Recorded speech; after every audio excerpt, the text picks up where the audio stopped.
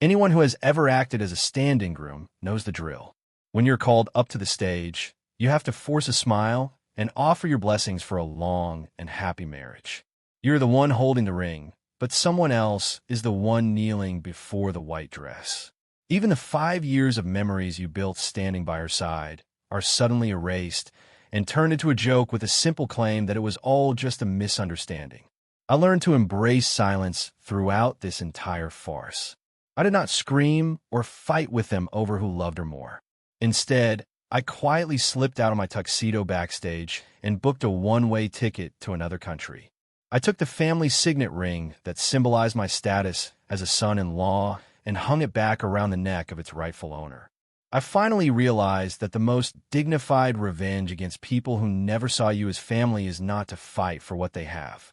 It is to cleanly settle every debt, every emotion, and every bit of your life that you owe them. Then you leave them to learn the meaning of regret in a world where you no longer exist.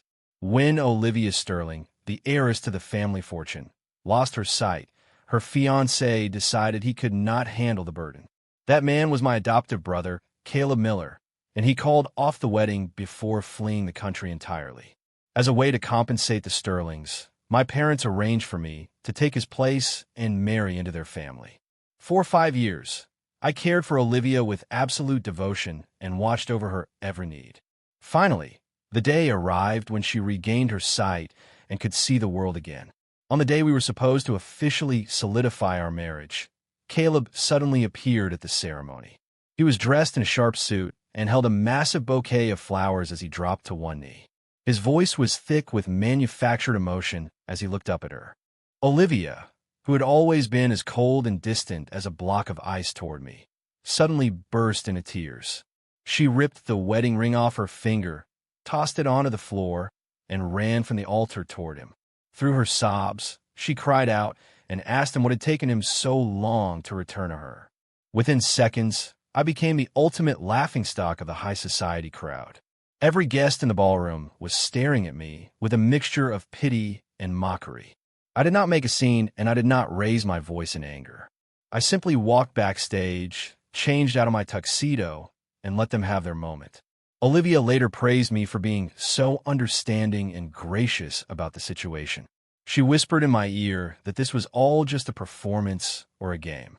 She even promised me that the title of the Sterling family son-in-law would always belong to me. I managed to offer a weak smile and remained silent while I mentally booked a one-way flight out of the country. She had no clue that my 5 years of devotion had actually been a business arrangement funded by her own parents.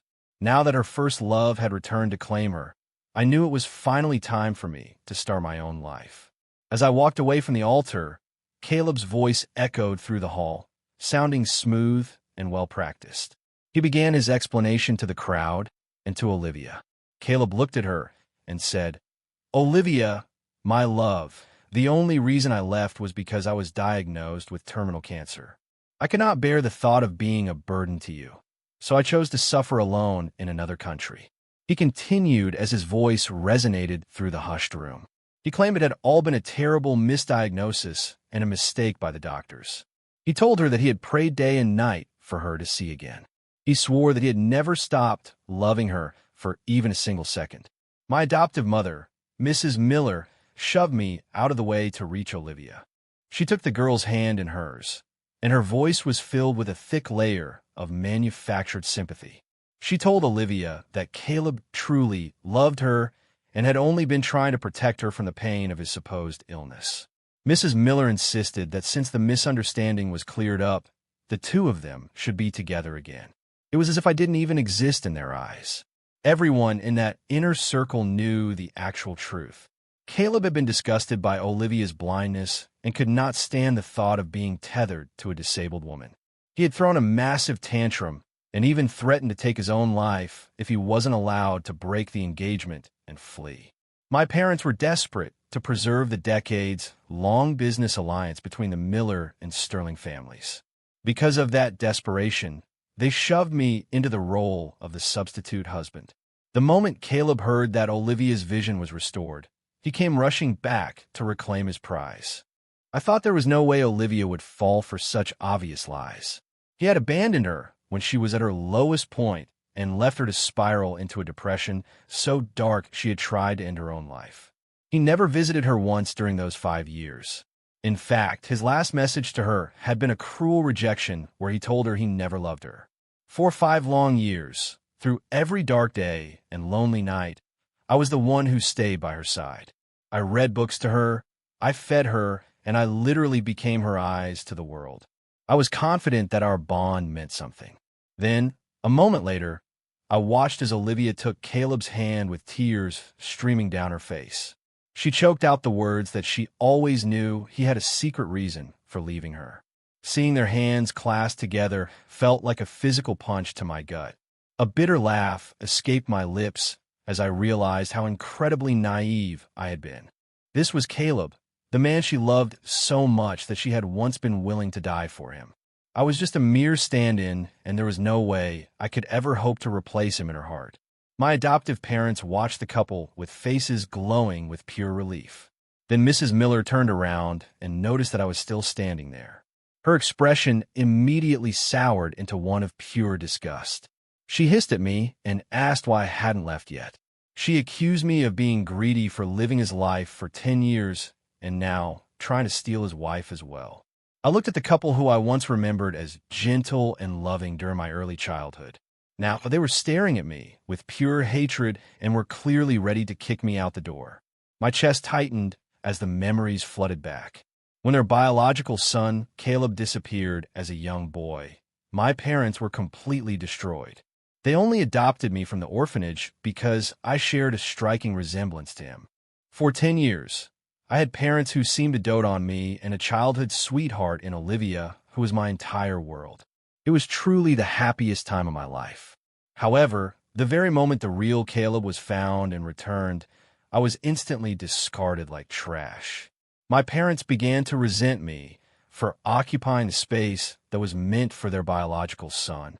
Even Olivia, who used to joke that she would never marry anyone but me, fell straight back into his arms without a second thought. I met their hateful stares for a moment before lowering my eyes in defeat. They were the ones who had raised me, so I felt as though I didn't even have a right to be angry. I simply nodded my head and prepared to walk away from everything. As I turned to go, Olivia finally seemed to notice how dejected I looked.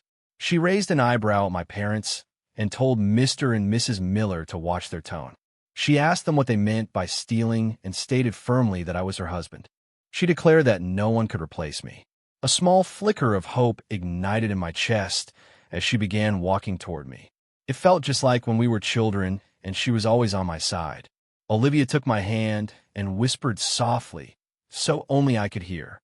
She told me she was just playing along with Caleb and asked me to give her a little time. She promised that afterward, we would go on that ski trip I had always wanted.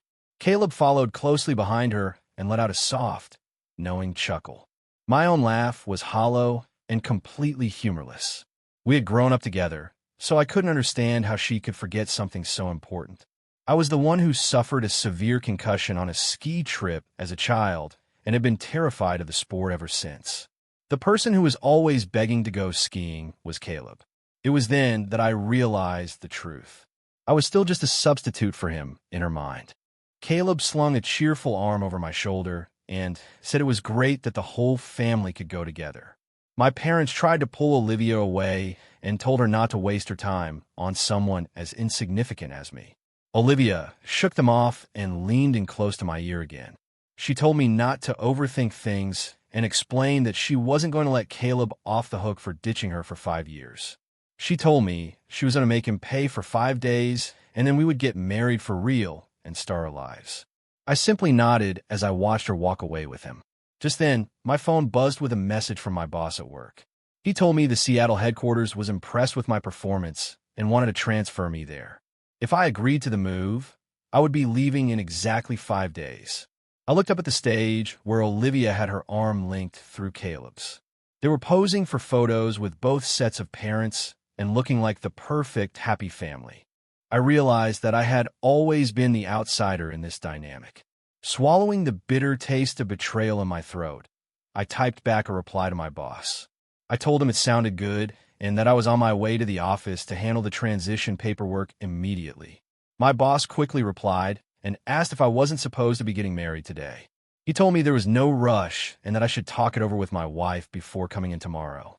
I thought about how Olivia had developed severe anxiety and depression after her accident and Caleb's departure. When I first began taking care of her, she used to lash out in fits of rage. I still remember how my arms were often covered in scratches from those episodes.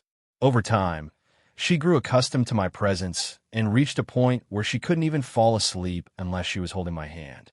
If this Seattle promotion had been offered a few months ago, I would have turned it down to stay and care for her.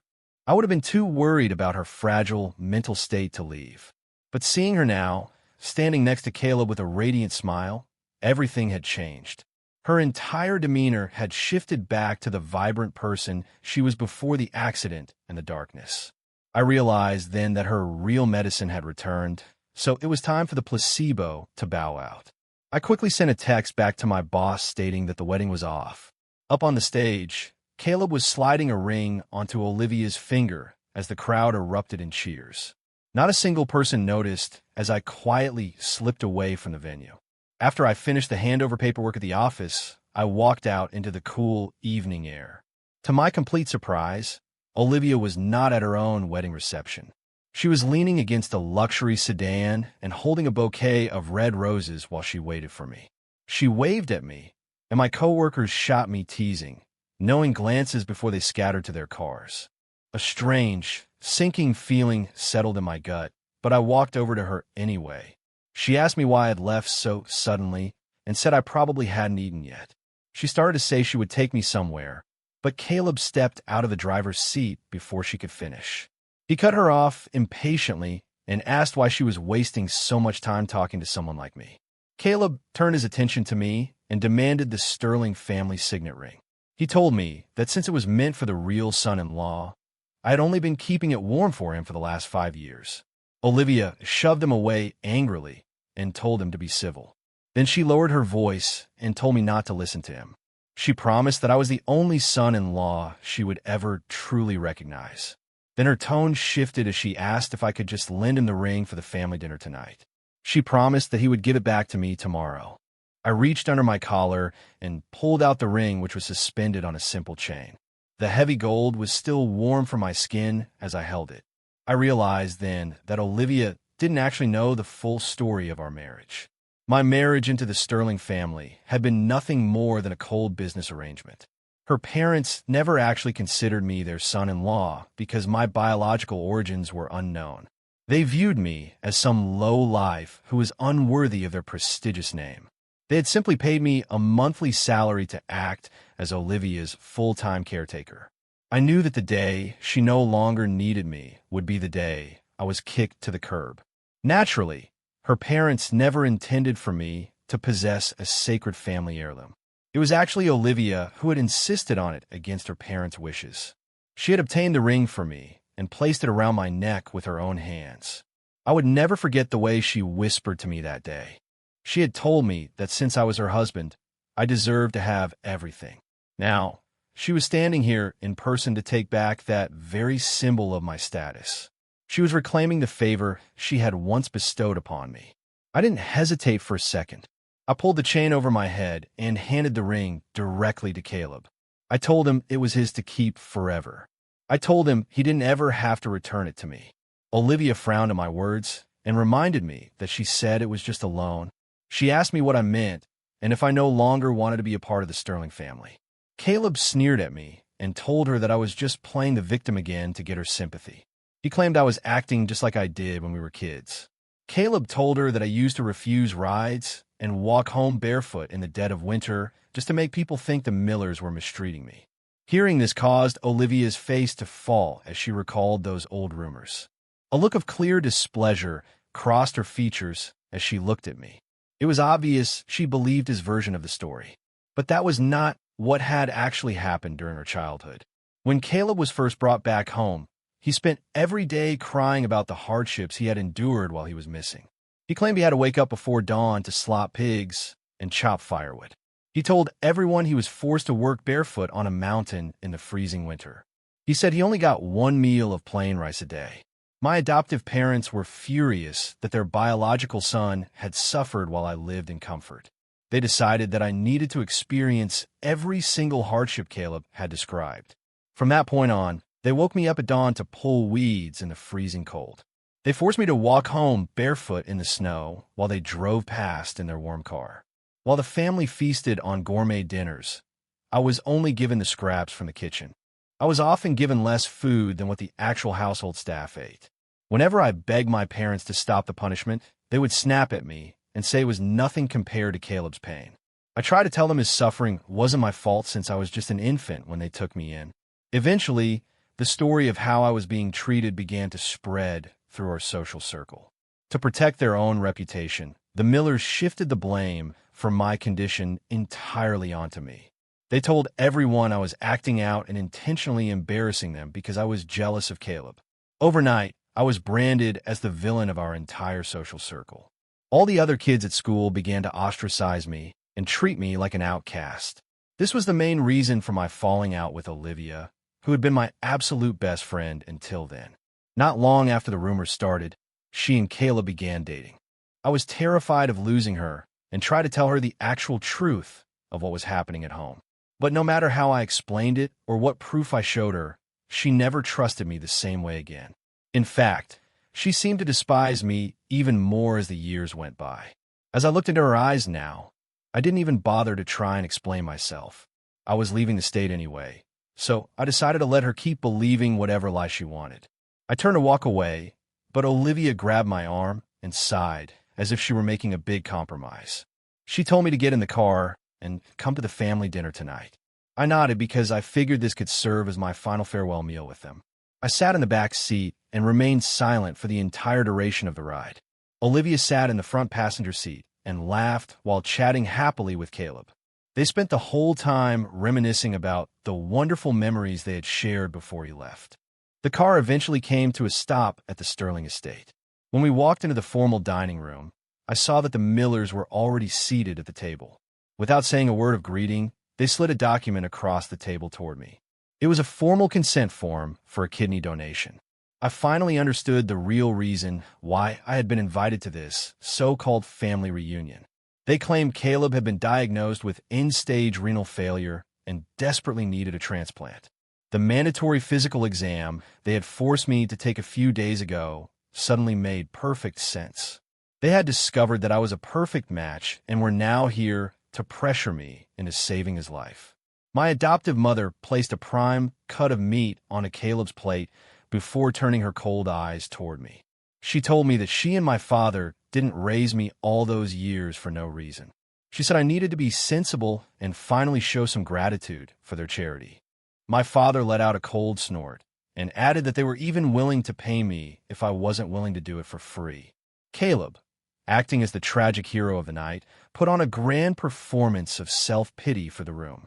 He told everyone that he had hurt Olivia so badly that he deserved to die and that they shouldn't bother saving him. He claimed that dying was the only way he could ever truly pay for his sins. I saw a flash of genuine pain cross Olivia's eyes as she listened to him. She grabbed my arm and looked at me with pleading eyes. Olivia told me that I was the kindest person she knew and asked if I would really just stand by and watch my brother die. She tried to convince me that it was only one kidney and that I would be perfectly fine after a bit of rest. She insisted that it wasn't a big deal at all. I looked around the table at the circle of expectant faces who were all pressuring me before I even had the chance to sit down. A self-mocking smile touched my lips as I took in the scene. I simply asked them when the surgery was scheduled for. My sudden and quick agreement seemed to catch everyone in the room completely off guard. My father responded in a grim voice and said the surgery would happen tonight. He claimed the sooner it was over, the sooner both Caleb and I could recover. I turned my head to look at Olivia one last time. The girl who used to defend me when we were kids was now sitting in silence, clearly terrified that I might refuse.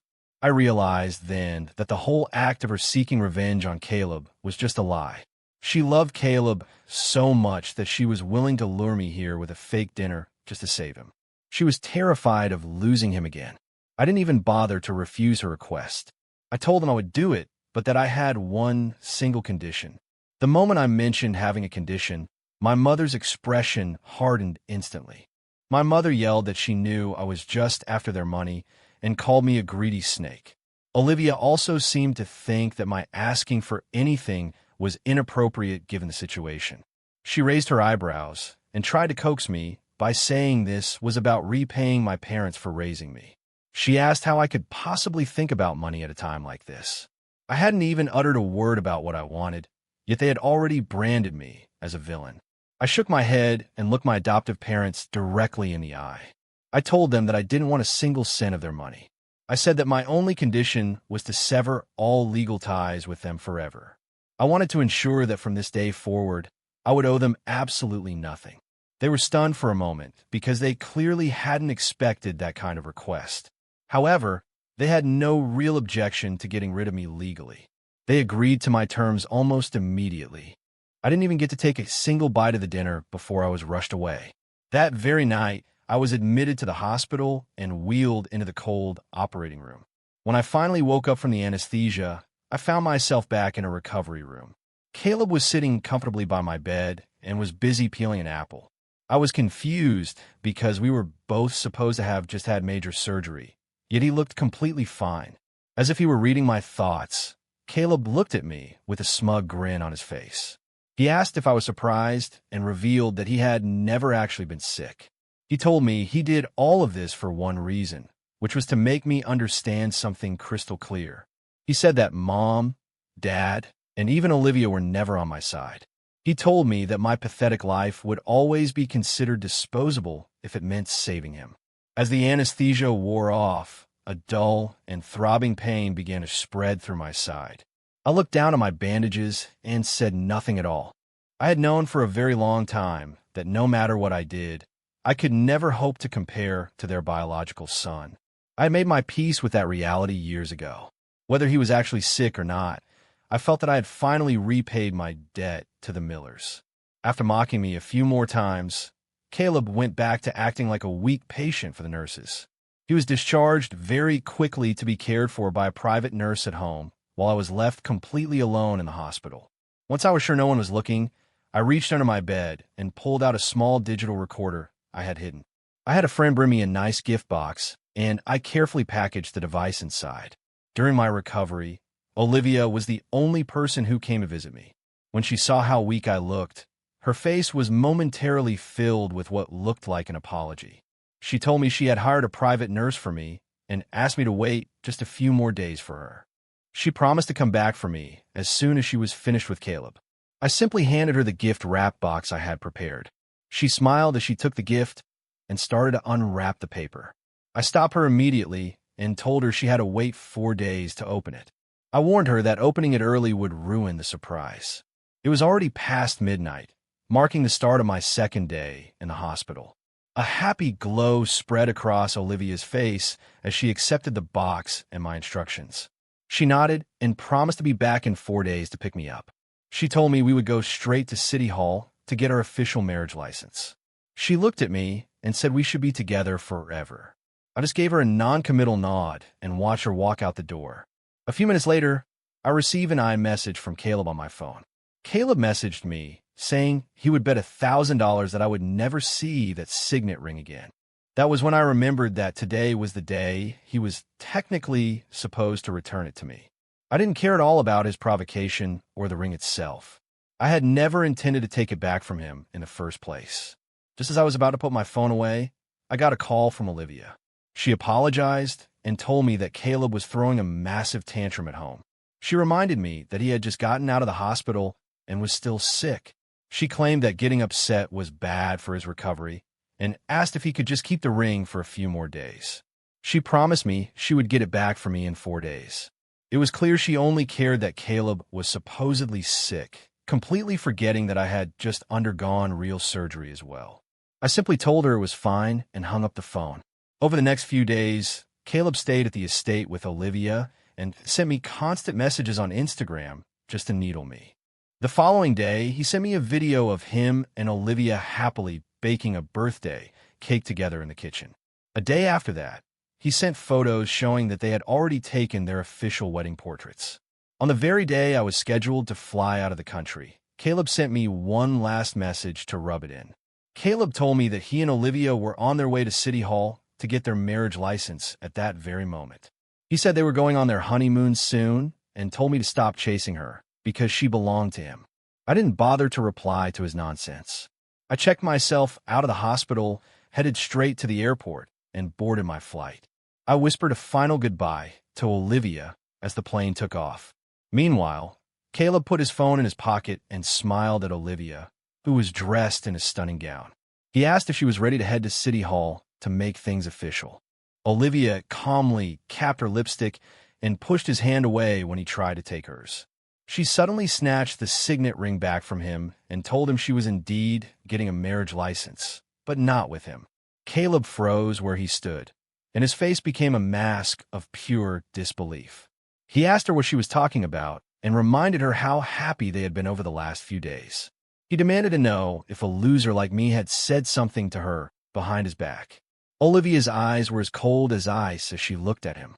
She told him she was doing this because it was exactly what he had done to her. She told him she wanted him to feel exactly what it was like to have the rug pulled out from under him at the last second.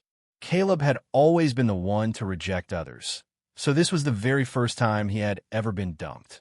He exploded in a fit of rage and asked Olivia if she was really choosing someone as lowly as me over him. In response to his insult, Olivia's hand flew up and she slapped him across the face with all her strength. She told him to watch his mouth and declare that I was her only husband.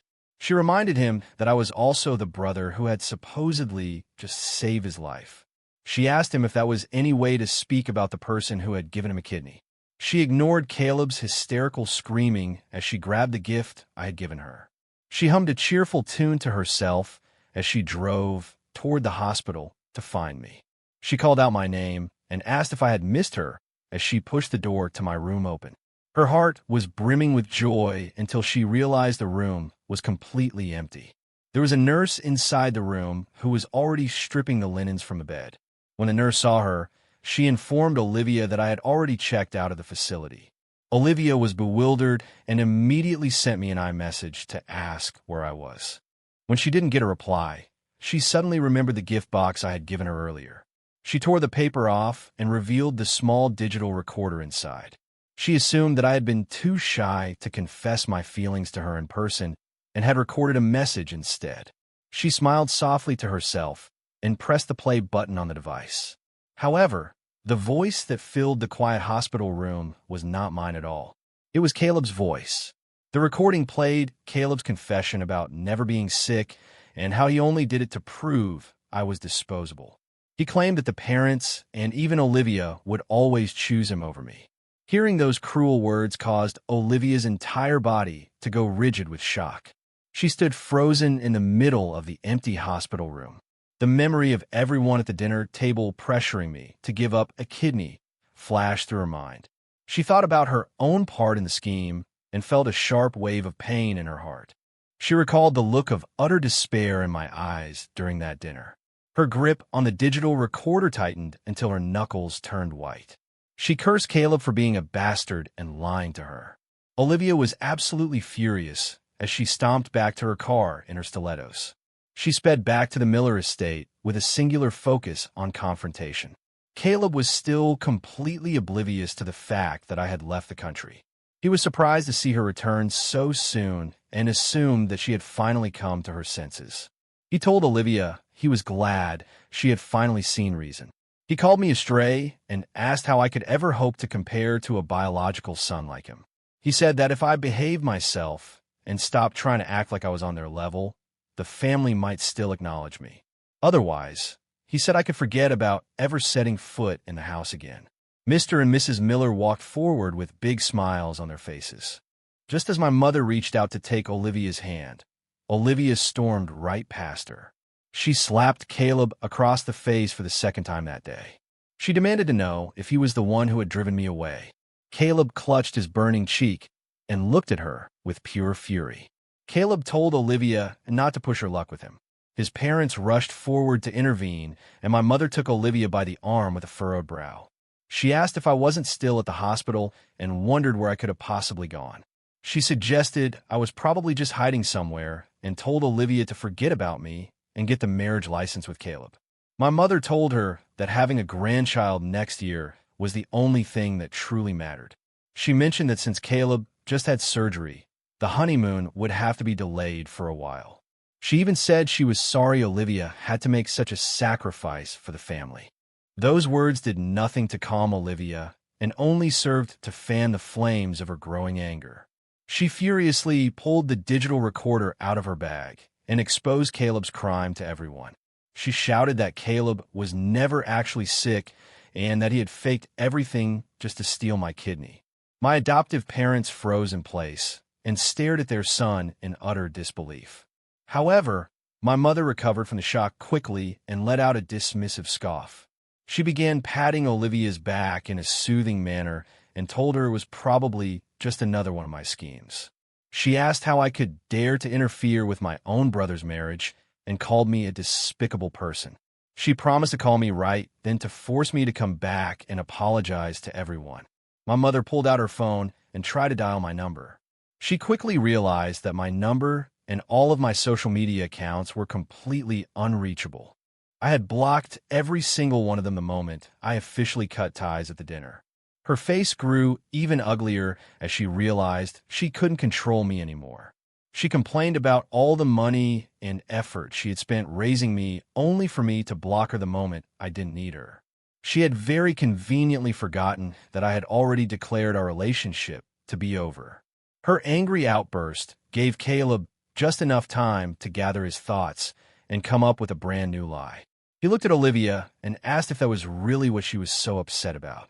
He swore on his life that he had never actually said the things on that recording. He claimed that with modern technology, the recording was obviously a deep fake that I had created to frame him. He reminded everyone that I had supposedly been a compulsive liar since we were children. He said I had always been jealous of him from the moment he was found. He insisted that I was only doing this because I was furious about him and Olivia being back together. He told her not to let my sweet talk and manipulation fool her again. Olivia stood there clutching the recorder tightly in her hand. In the past, she had always believed every word that came out of Caleb's mouth. But this time, something about the situation felt fundamentally wrong to her. She began to think back on the last 5 years of my constant and selfless care for her. She realized that when she was with Caleb, she was always the one who had to take care of him and his needs. That was actually one of the reasons why she had intended to choose me even after her 5 days with him. Olivia's resolve finally hardened as the truth began to sink in. She looked up at the people in the room with a new level of clarity. She told him that she didn't believe his side of the story for a single second. She declared that she was going to find me so that the two of us could finally confront each other face to face. When they saw that their pleas were failing to sway her, the whole family was at a total loss. Caleb's face flushed with a deep and ugly anger. Caleb asked her how she could possibly stop believing him after they had only been apart for 5 years. He accused her of still holding his disappearance against him after all this time. This was his standard move whenever they had a conflict. Caleb would always play the victim to make others feel guilty for questioning him. Usually, Olivia was soft-hearted and would give in to his manipulation, but she wasn't going to do it this time.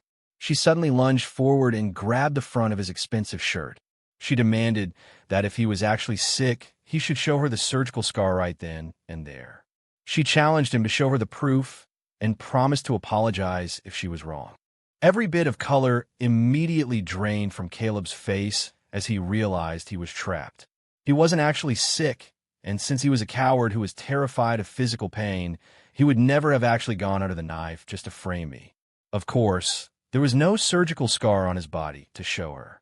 He didn't dare to try and call her bluff. When Olivia saw the look on his face, she let out a cold and dismissive laugh. She told him that she finally knew who the real compulsive liar consumed by jealousy was. Caleb fell into a humiliated silence as he realized his secret was out. After a few tense moments, he finally dropped the innocent act entirely. Caleb shouted that even if it was a lie, I still owed his family everything since I would have starved to death without them. He claimed he only asked for a kidney and not my entire life, so I had no right to refuse him. He said that if he hadn't been missing for 10 years, a loser like me would never have experienced a wealthy lifestyle. He insisted that I was simply paying back a debt. After hearing his confession, Olivia pointed a finger at him while a bitter laugh escaped her lips. She told him that he had finally admitted to being the truly evil one in their dynamic. As the shouting match between the two of them escalated, my parents rushed in to play the role of peacemakers. My mother pulled Olivia to the side and let out a long, dramatic sigh. She asked Olivia what had gotten into her and called me a malicious and worthless boy. She wondered aloud why Olivia was suddenly so fixated on someone like me. Olivia could see the truth laid bare right in front of her, yet my parents still blindly favored their biological son. It was in that moment that she finally understood the living hell my life had been in that household. At that exact moment, Olivia's own parents arrived at the estate. When she saw Olivia arguing with Caleb, Mrs. Sterling took her daughter's hand and joined in on a verbal attack against me. She claimed my background was a total mystery and wondered what kind of tainted blood was running through my veins. She made it clear that she looked down on my origins. She asked Olivia if she wasn't afraid that her children would inherit all of my supposedly bad traits. Seeing that even her own parents were united against me, Olivia finally reached her breaking point. She reminded her mother that Caleb had abandoned her and fled to Europe when she was at her lowest point. She shouted that everyone seemed to forget how he had left her to suffer alone. She declared that I was the only person who had actually stayed by her side during those dark years. She asked if any of them had noticed all the care and good things I had done for her. She pointed out that while they all talked about how wonderful Caleb was, he had never actually done anything for her. She told the entire room that she was going to marry me and absolutely no one else. Her father, Mr. Sterling, let out a cold laugh and pulled a folded document from the pocket of his jacket. He called her a silly girl and asked if she really thought I loved her. He claimed that I was only ever interested in their family money.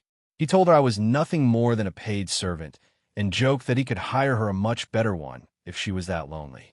Olivia took the contract from him, and her hands were trembling as she began to read through the pages. While she was distracted, the others continued to chime in with their own harsh criticisms of my character. My adoptive parents were, by far, the most vicious in their attacks. They called me a glutton and a thief who only wanted to steal Caleb's inheritance and status. They called me an ungrateful wolf that they had been foolish enough to raise. They began to dredge up every tiny incident from my childhood to try and prove that I was born with a bad heart. The simple truth was that once Caleb returned, they couldn't stand to look at me anymore. If I ate too much at dinner, they called me a pig, but if I ate too little, they said I was being disrespectful to Caleb. I remember once when Caleb tried to force-feed me spicy food that I was allergic to while I was on medication. When I tried to explain the situation, my parents just called me pretentious and difficult. When I showed them the warning label on the bottle, they screamed at me for being ungrateful. They told me I had no right to show off my education just to make Caleb feel inferior. Ever since Caleb returned, being constantly scolded had become my new normal in that house. They were always telling me that I wasn't good enough for them. The truth of the matter was actually much simpler because they just didn't love me. Olivia's parents added to the insults by saying I was uneducated and lacked the sophistication required to be with their daughter. Once she finished reading the entire contract, Olivia slowly placed the document back onto the table. She told everyone that she had misjudged me too many times in the past. She declared that she wasn't going to believe another word any of them said about me. She stated that unless I told her to her face that I didn't love her, she would never give up on us. Olivia ignored the stunned and angry looks from her family as she turned and drove back home. She was finally on my side, but I was already nowhere to be found. She rushed into my bedroom and saw that most of my things were still sitting in their usual places. Feeling a bit relieved, she assumed I was just hiding out somewhere and immediately hired a team to track me down. She knew every inch of that room because she had learned to navigate it in total darkness without bumping into a single thing. However, this was the very first time since she regained her sight that she had actually looked at it with her own eyes. The room was perfectly neat and tidy. On the desk, she found a stack of psychology books and all the research notes I had compiled while she was ill.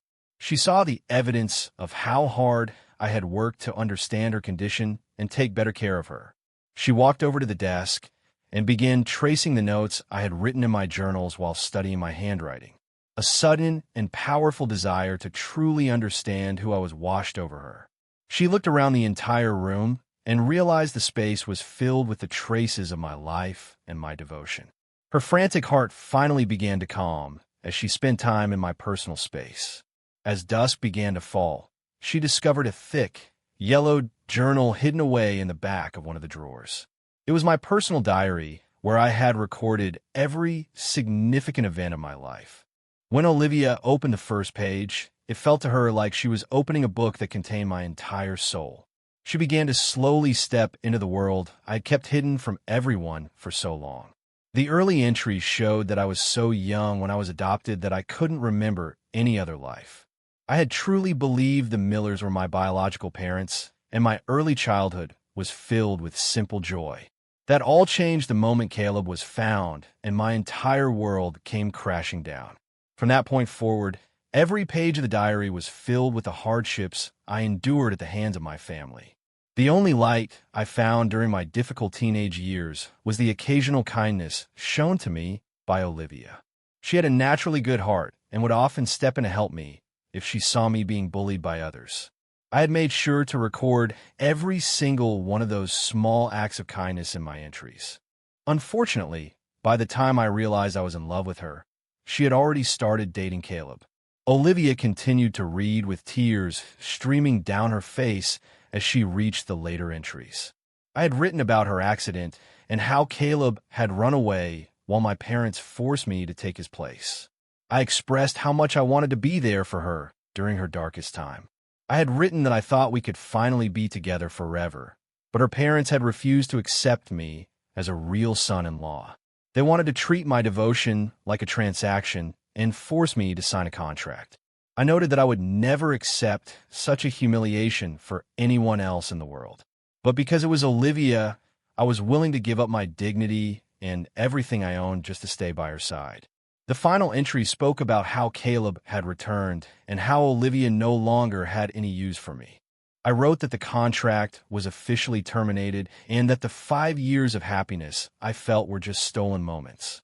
I noted that since I had returned everything to its rightful owner, it was finally time for me to go and live a life for myself. After reading the very last entry, Olivia finally understood the incredible depth of the feelings I had carried for her for all those years. She realized that not only had her physical eyes been clouded, but her heart had been covered in dust as well. The one person who truly and unconditionally loved her had been right beside her the entire time.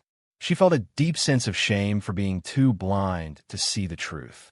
A sudden knocking at the door made her jump and brought her back to reality. She quickly wiped her tears and rushed to open it, hoping with all her heart that I had returned home. Instead, she found her assistant standing in the hallway with a serious expression. The assistant informed her that they had checked with my company and discovered that I had been transferred to the Seattle headquarters. She said my flight had already left early that morning. Olivia grabbed her car keys and rushed out the door without a second thought. She ordered her assistant to book her the earliest possible flight to Seattle so she could find me immediately. A few days later, I was out shopping for some groceries in my new city when someone suddenly crashed into me on the sidewalk. I stumbled back and rubbed my eyes because I genuinely thought I was hallucinating. As I turned to walk away, I heard a familiar voice cry out my name from the crowd. Before I could react, Olivia was there and throwing her arms around me in a tight embrace. She told me she had missed me so much, but my entire body went stiff with shock. I was convinced that I was having a vivid dream. She held on to me for a long moment until I gently struggled enough for her to let go. She looked up at me with a wounded, pouting expression on her face. She asked me why I had run off without saying a single word to her and claimed she had been looking everywhere for me. Seeing her act in such a vulnerable way made her feel like a total stranger to me now. I instinctively took a few steps back to put some much-needed distance between us. I asked her what she was doing here and reminded her that she was supposed to be marrying Caleb. I had completely let go of my old obsession with her during my time in the hospital. I felt that my 5 years of devoted care had served as a final payment for the kindness she showed me when we were kids. However, she clearly misunderstood my coldness and thought I was just acting out of jealousy. She told me sternly that she was never going to marry Caleb and reminded me that I was her only husband. I pulled out my phone and showed her the series of gloating iMessages Caleb had sent me over the last few days. I mentioned that Caleb told me they had even taken their official wedding photos together. I told her that since he was back now, the two of them should just be together.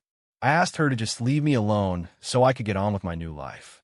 Seeing the messages on my phone caused Olivia's anger toward Caleb to flare up all over again. She began to explain frantically that she had listened to the recording I left for her. She said she finally knew how Caleb had framed me and insisted that her revenge on him was finally complete. She begged for us to be together for real this time. She told me to look and held up the heavy gold signet ring for me to see. She said she had gotten it back for me and tried to move closer so she could place the chain around my neck. I immediately stepped away and refused to let her near me. The wounds from the past few years were still far too raw for her words to simply erase the pain. Olivia's hand froze in midair as she realized I wasn't going to make this easy for her. She claimed that everything had been a huge misunderstanding and said that they had cleared it all up now. I let out a sharp, cold laugh and pointed directly at the ring she was holding. I asked her if giving him the symbol of my position as her husband was also just a misunderstanding. I saw a flicker of genuine panic in her eyes. I told her that she would have had to make her performance very convincing for me to believe her. Her excuses sounded completely pathetic to my ears now. I reminded her that if she truly didn't want to give him the ring, she could have found a million reasons to say no. My body still felt physically weak from the actual surgery I had undergone. I looked her in the eye and asked if forcing me to give up a kidney was also just a little misunderstanding. Olivia was completely speechless as the guilt in her eyes continued to deepen. She looked at me with an expression full of pity while she began to curse Caleb's name. She claimed that everything was Caleb's fault because he was a bastard who dared to fake an illness to trick everyone. She told me that after she found out the truth, she had slapped him as hard as she could. She told me she had gotten some payback for me and begged me to just let everything go. She promised to stay in Seattle with me and swore she would never have anything to do with Caleb ever again. I just shook my head because I was emotionally and physically exhausted.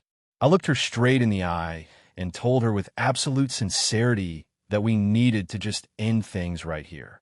I realized that she would never truly understand the core of the problem between us. It wasn't about a simple misunderstanding or a single mistake. The real issue was that she had once again chosen to believe every word Caleb said without ever questioning his motives. Whatever this twisted and broken connection was between us, I simply didn't want any part of it anymore. I turned my back on her and began to pay for my groceries at the counter. Olivia looked heartbroken by my finality, but she was still trying to buy my affection. She rushed forward to pay the bill and said that since I had just moved here, I was probably tight on cash. Her sudden and delayed concern brought me no comfort at all. It only gave me a suffocating sense of being trapped in her world again. I told her that I was doing just fine because her parents had been very generous with their payment. I said the money they gave me was more than enough for me to settle down comfortably in Seattle. Olivia's hand faltered as she reached for her wallet. She remembered the cold contract her father had shown her, and her eyes began to well up with tears again. She admitted that she knew she had hurt me terribly, but claimed she finally realized her mistake. She begged me not to be so cold and reminded me that the time we had together was already so short. She told me not to waste what was left of our relationship. I just shook my head and told her that there was no longer in us and certainly no future for us together. My words seemed to strike her like a physical blow as she visibly swayed on her feet. She told me she had found the diary I left behind and used it as proof that I still loved her. She asked me why I was saying such cruel things when I had written about my devotion to her. I fell into a long silence as I processed her words. It was true that I had once loved her with all my heart, But that love had been crushed by my family and then betrayed by her. I felt like I was already broken into too many pieces to be put back together. When she saw that I was silent, she tried to press the issue even further. She asked me about the last 5 years and all the happy times we had supposedly spent together. She asked if I had really forgotten everything we shared. I hadn't forgotten anything, but I viewed that so-called happiness as something I had merely stolen from her. I felt that it had to be returned to its rightful owner. I waved my hand dismissively and told her that everything was in the past and she needed to let go. But for the first time in her life, she refused to listen. She simply couldn't believe that her little game of revenge against Caleb had cost her our relationship forever. She refused to give up and followed me out of the grocery store and onto the street. Her face was a strange mixture of desperation and sheer determination as she watched me. It seemed as though she was prepared to stay in Seattle with me forever if I didn't agree to return to Boston. However, her plan was doomed to fail herself. A few hours later, my phone rang with a call from an unknown number. The caller turned out to be her father, and I told him exactly where he could find his daughter. It wasn't long before Mr. and Mrs. Sterling arrived in a black SUV to drag her away from me. Olivia clung to the car door with all her strength and refused to get inside. She screamed at her parents that she would kill herself if they didn't let her stay. Mr. Sterling looked at his daughter with eyes that were as cold as stone. He reminded her that she had enjoyed the immense privileges of the family name for her entire life. He told her it was now time for her to contribute to the family legacy through strategic marriage. He said they had indulged her while she was sick, but now that she was well, they wouldn't tolerate her childish whims. Her father told her that she didn't have the right to refuse the marriage to him. He even threatened to tie her down and drag her to the altar himself if he had to. Olivia was physically forced into the car and taken back to Boston. Ultimately, she was forced to marry Caleb in a grand ceremony. But this time there was no smile on her face as she walked down the aisle. It was only after the wedding that she finally learned the full and ugly truth about the situation. Her own parents had been part of the plot to bring Caleb back from Europe to secure the business alliance. She realized that they didn't actually love her either. They just viewed her as a convenient pawn to be used in their corporate games.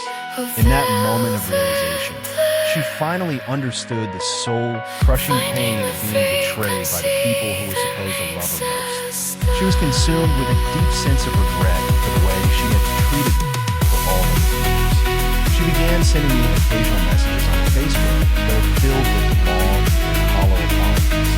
Olivia and Caleb spent their entire married life trapped in a never-ending cycle of bitter arguments and resentment. They became a truly miserable couple who were only bound together by the ambitions of their respective families. The only people who actually got what they wanted from the arrangement were the Millers and Sterlings.